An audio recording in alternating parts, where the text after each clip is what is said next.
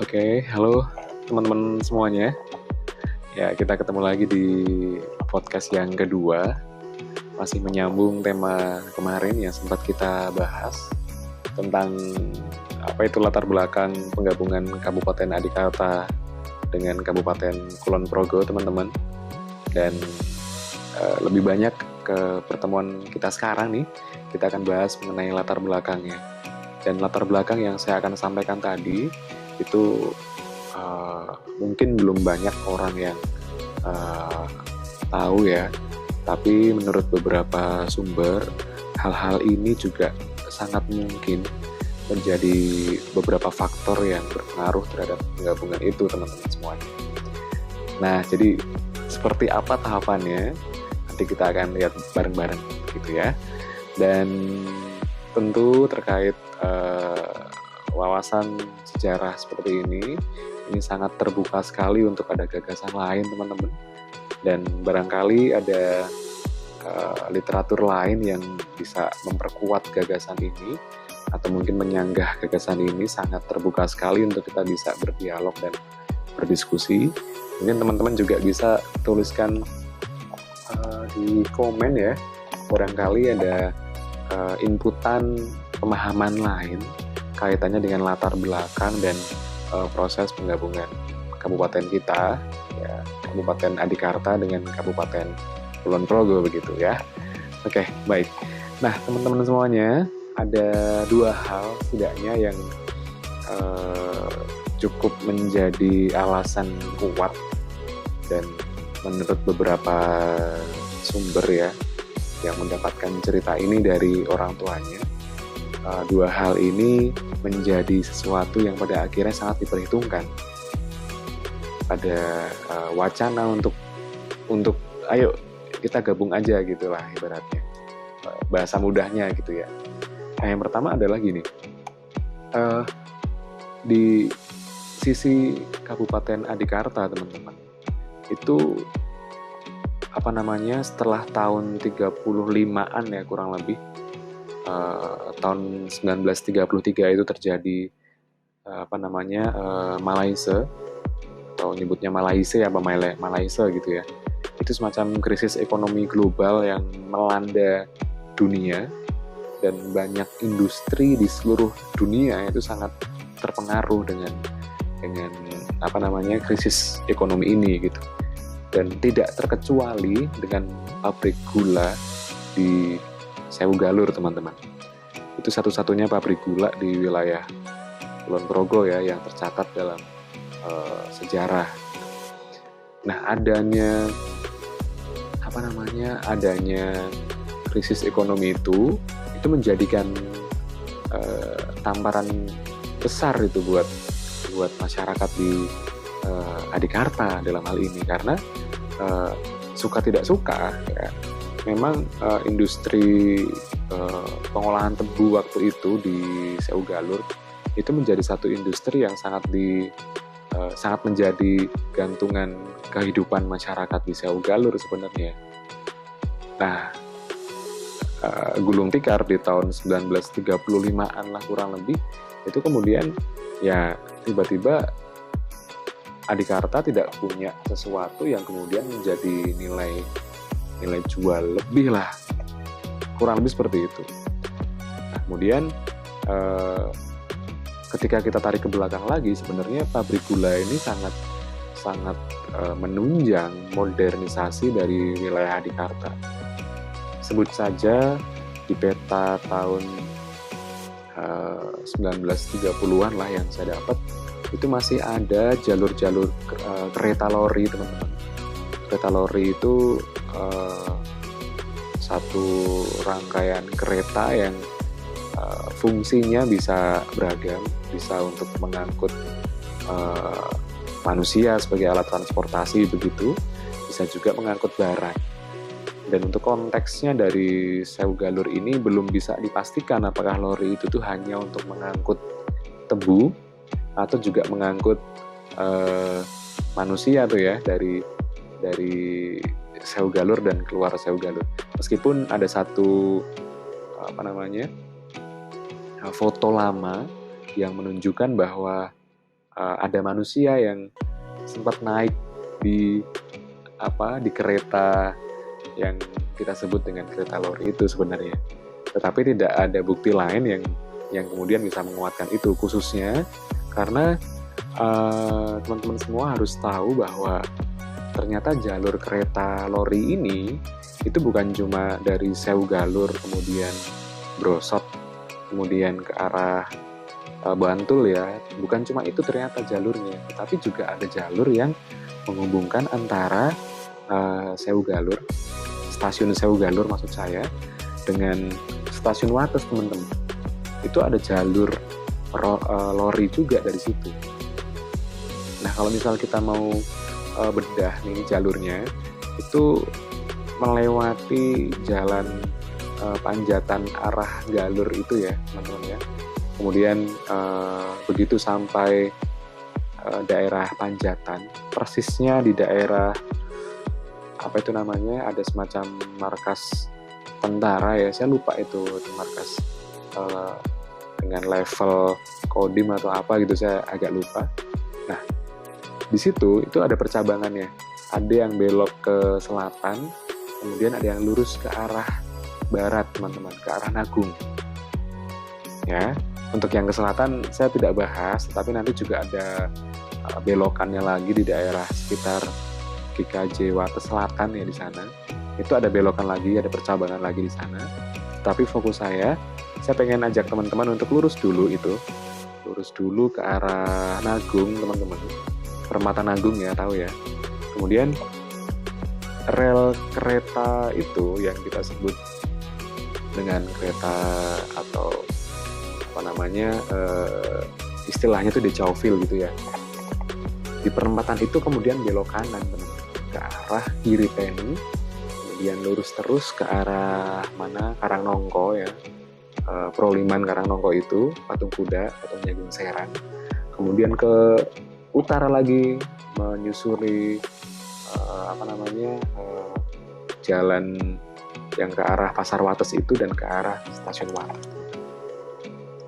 Nah, hal ini menunjukkan bagaimana kekuatan ekonomi di Adikarta itu sangat ditopang sekali oleh pabrik gula Sewu Galur sebenarnya.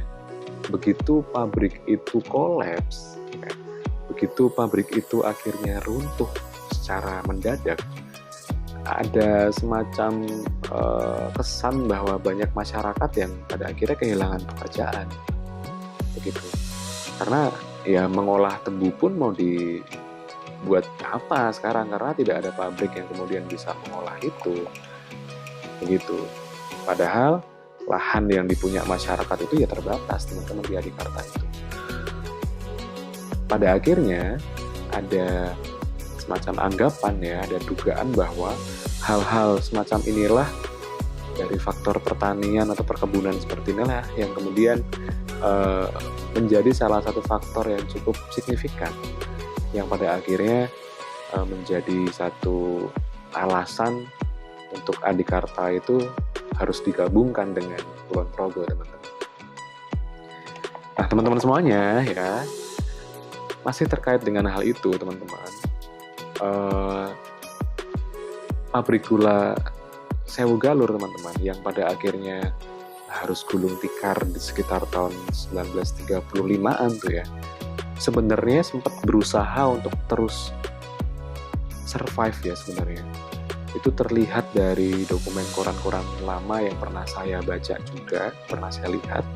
Itu ada upaya untuk terus mempertahankan pabrik gula itu.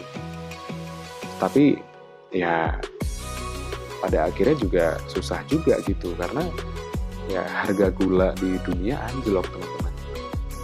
Dan yang gulung tikar bukan hanya pabrik gula Sewu Galur ya, tapi ada beberapa pabrik gula lain di daerah Jogja ya, itu yang juga gulung tikar sama ya, tetapi juga ada yang masih survive hingga hari ini.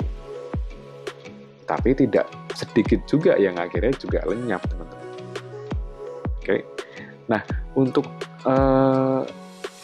dari aspek pemasukan bagi Pakualaman sendiri yang kemudian menjadi pusat pemerintahan dari Kabupaten Adikarta, sebenarnya konsensus untuk sewa lahan kepada pemilik pabrik gula Sewu Galur itu sempat tercatat secara jelas dalam dokumen lama. Dan pada akhirnya ketika pabrik itu gulung tikar sehingga mengakibatkan tidak ada sewa menyewa lahan lagi. Lahan Adikarta yang sebelumnya di bagian timur itu bisa disewakan untuk diolah menjadi perkebunan tebu, tapi pada akhirnya kemudian hilang gitu, tidak ada lagi orang yang menyewa, sehingga salah satu sumber pemasukan dari Paku Alaman juga sedikit banyak sangat berpengaruh ke situ. Nah, itu salah satu faktor yang kemudian menurut beberapa sumber ya, itu menjadi salah satu faktor yang cukup berpengaruh terhadap gagasan untuk menggabungkan Adikarta dengan Kulon Progo gitu. Nah, teman-teman semuanya ya, jadi itu faktor pertama. Dan ada faktor lain juga yang menurut kami itu juga termasuk faktor yang lumayan dominan ya. Tapi itu dari kisaran waktunya sekitar tahun 1948. Di Adikarta, di tahun-tahun sebelum 1948 teman-teman, ini kaitannya dengan komunitas masyarakat di Adikarta waktu itu merupakan satu komunitas masyarakat yang sangat rukun teman-teman. Ya, saya selama pengalaman ini kalau dibatasi surveinya dari koran-koran yang terbitan media Belanda ya, yang kemudian bisa dibaca melalui website luar negeri, itu saya tidak menemukan berita yang menyatakan bahwa ada konflik antara etnis di Adikarta. Apakah benar tidak ada atau hanya tidak dimuat di berita itu? Tetapi melalui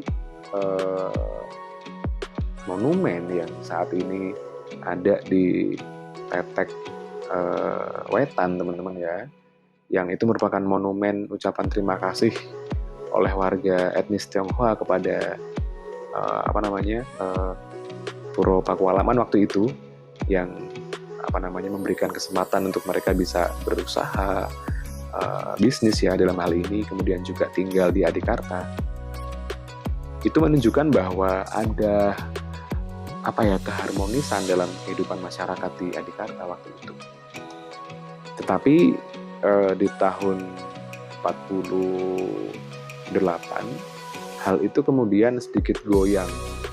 Goyangnya kenapa? Karena ada kejadian yang kita tahu bersama dinamakan agresi militer Belanda II.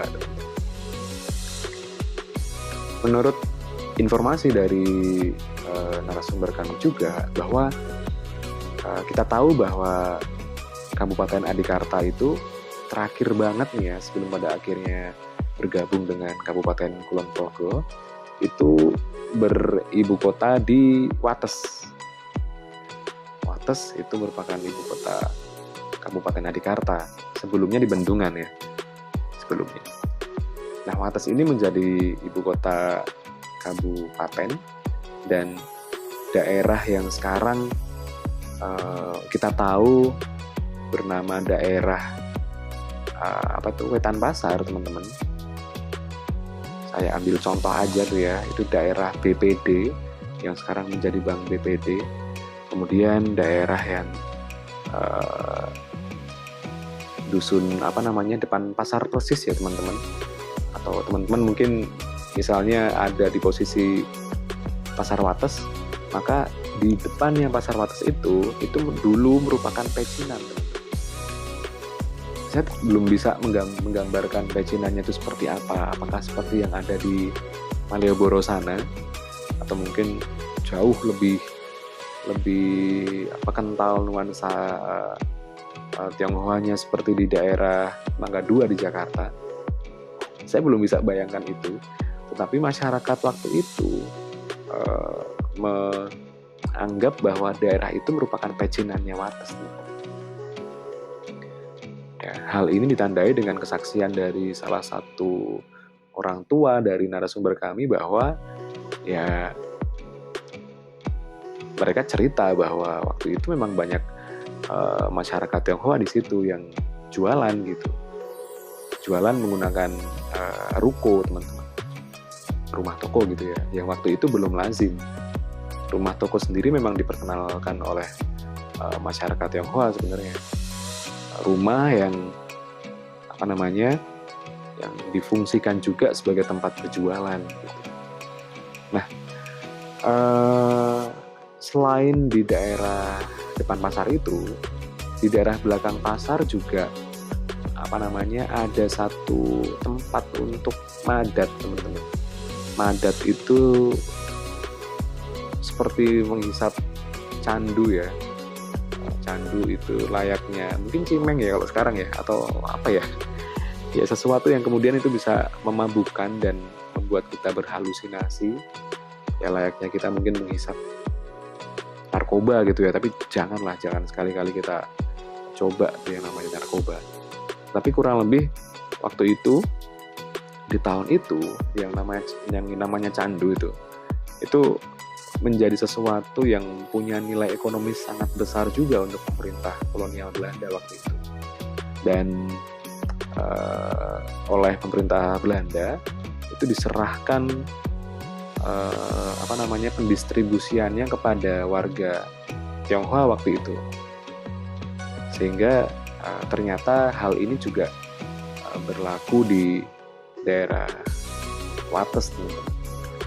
Di situ orang tua dari salah satu informan kami itu menyebutkan bahwa dia tahu bahwa di situ memang ada rumah candu, dan orang-orang yang akan menghisap candu, teman-teman, itu disediakan semacam bilik-bilik. Ya mungkin kalau anak sekarang bilik yang dimaksud ya seperti warnet mungkin ya, tapi waktu itu tidak kemudian bilik yang setegas itu ya, ada semacam sekat-sekatnya gitu mungkin enggak, tapi lebih kepada kayak semacam bangunan-bangunan yang kanan kirinya itu gedek gitu, dan alasnya disediakan seperti dipan mungkin ya, dan mereka menghisap candu di situ. Nah, candu di sini juga diolah dan didistribusikan oleh warga etnis Tionghoa waktu itu, termasuk di Wates. Ada beberapa toko candu juga di daerah Kulon Progo dan Adikarta. Sebagian besar posisinya ada di sekitar pasar. Di Kokap ada, kemudian di daerah Galur juga ada, dan di beberapa tempat yang lain. Rata-rata tempatnya pasti di sekitar pasar. Nah, yang mau saya sampaikan kepada teman-teman semuanya begini, bahwa di tahun 48 itu terjadilah agresi militer Belanda, dan ternyata upaya Belanda untuk menguasai Jogja yang waktu itu dijadikan sebagai ibu kota negara Republik Indonesia, itu juga berusaha untuk nyebrang melewati Sungai Progo untuk masuk ke daerah Kulon Progo dan daerah Adikarta. Nah, hal ini itu didengar oleh pasukan kita ya, pasukan yang terdiri mungkin dari tentara pelajar, kemudian juga ada pasukan-pasukan dari tentara, TNI gitu maksudnya ya, mungkin waktu itu namanya belum TNI, kemudian juga ada masyarakat sipil juga yang turut membantu itu. Nah, untuk konteksnya di Kulon Progo dan di Adikarta, masyarakat Wates dan masyarakat Santolo itu kemudian punya kesepakatan, teman-teman ya, punya kesepakatan yang pada akhirnya kesepakatan itu membuahkan satu kejadian yang dinamakan pembumihanusan beberapa bangunan penting di Wates dan di Santolo. Di Wates ini konteksnya sebagai ibu kota Kabupaten Adikarta, kemudian yang di Santolo ini konteksnya sebagai ibu kota Kabupaten Kulon Progo, teman-teman. Kita akan bahas dulu yang di Adikarta ya. Nah, yang di Adikarta ini itu waktu itu terjadi pembakaran terhadap gedung-gedung yang waktu itu dianggap sebagai tempat yang rentan sekali untuk dimanfaatkan tentara Belanda untuk kembali menyusun kekuatan di daerah Wates. Oleh karena itu bangunan-bangunan itu dibakar. Nah, warga etnis Tionghoa waktu itu keberatan untuk mengiyakan bangunan-bangunan milik mereka ya, yang rata-rata secara fisik sudah lebih baik ya dibanding masyarakat pada umumnya. Mereka meminta untuk jangan ikut dibakar nih ruko-ruko kami di sini. Tetapi masyarakat waktu itu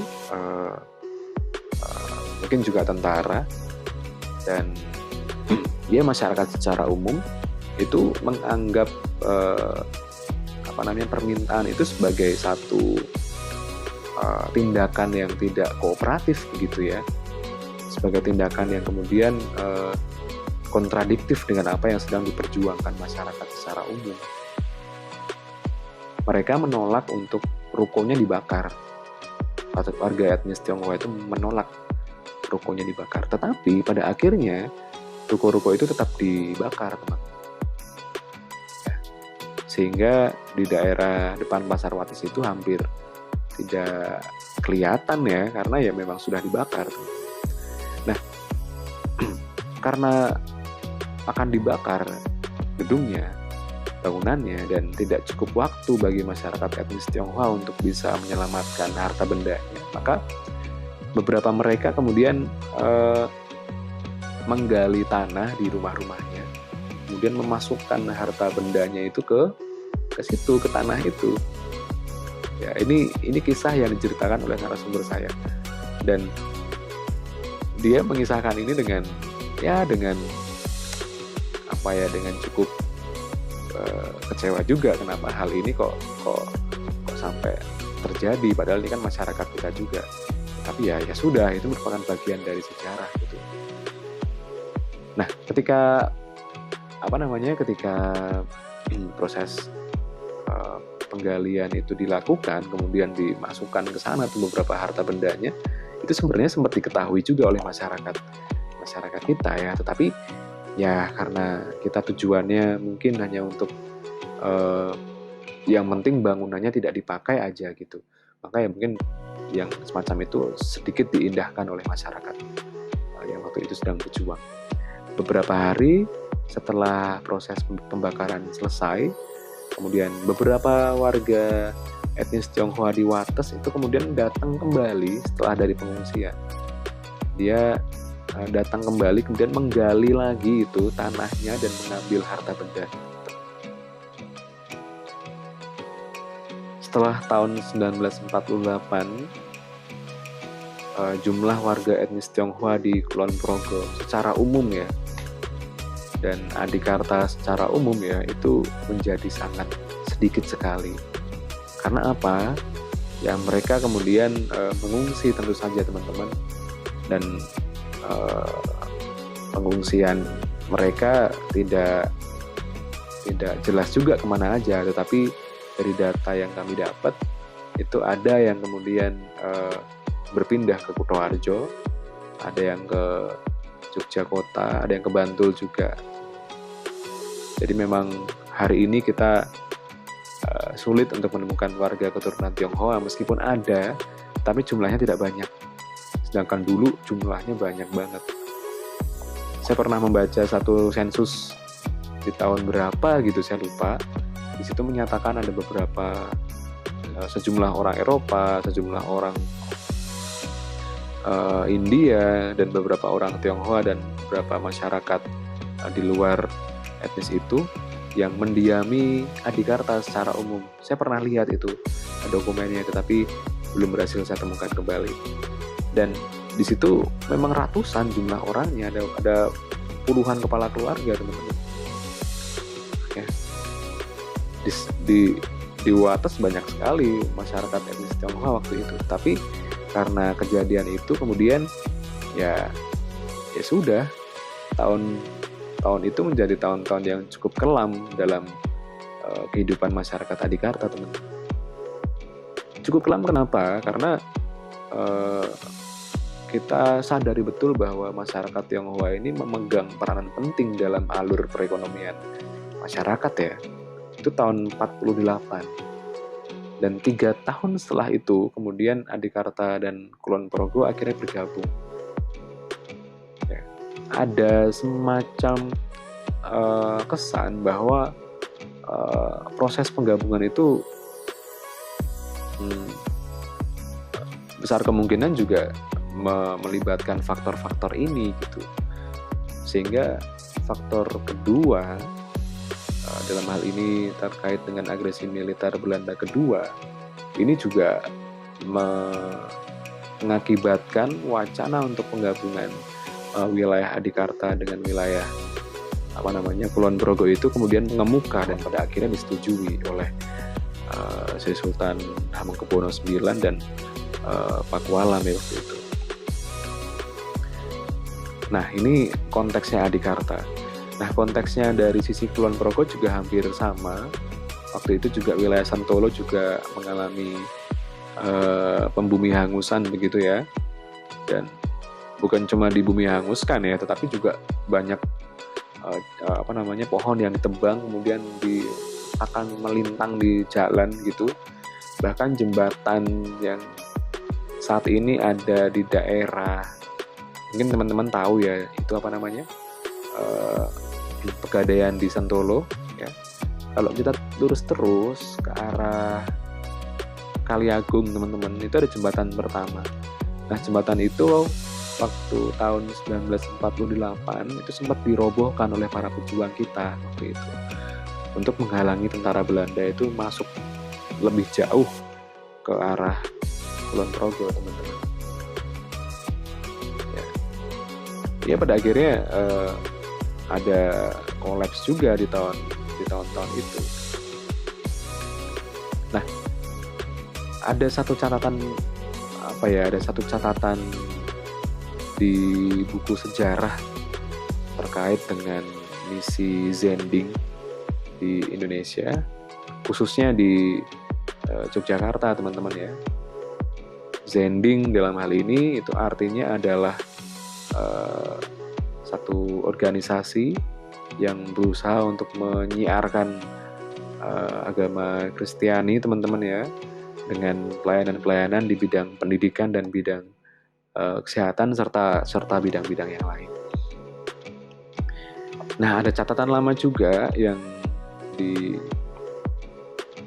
dikeluarkan oleh buku itu ya, diperkuat oleh buku itu maksudnya, dan ditambahkan dengan catatan di media milik Belanda waktu itu bahwa daerah Pengasih teman-teman itu kerap kali juga dilanda kekeringan juga, dan ketika banjir juga muncul hewan-hewan pengerat semacam itu, sehingga waktu itu di daerah dekat alun-alun ya, waktu itu masuk wilayahnya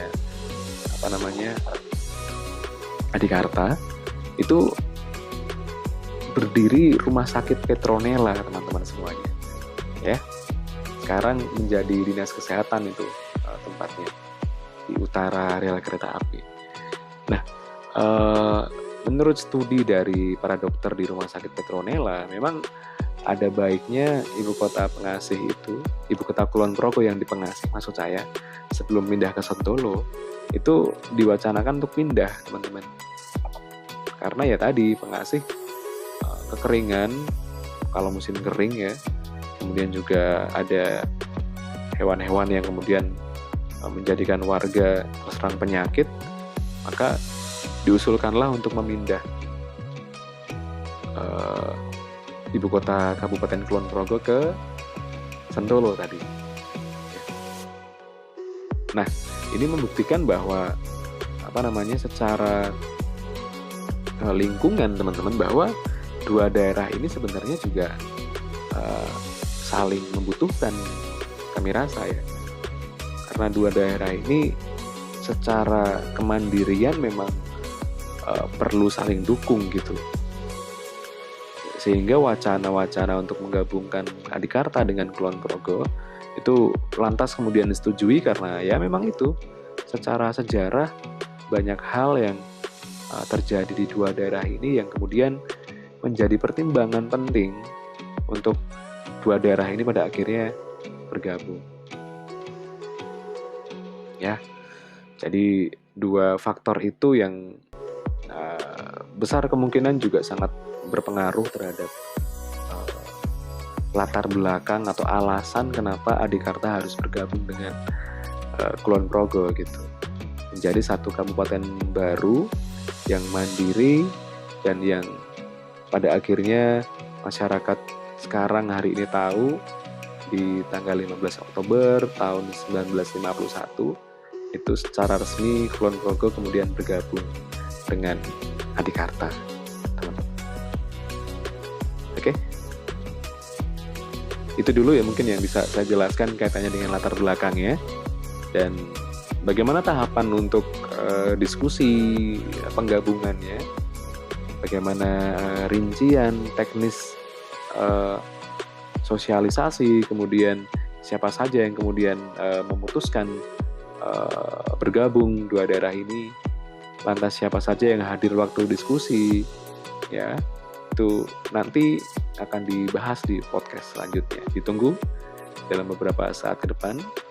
Dan untuk menutup pertemuan ini, saya kembali tidak lupa karena ini masih nuansa HUT Kabupaten Kulon Progo yang ke-69 ya.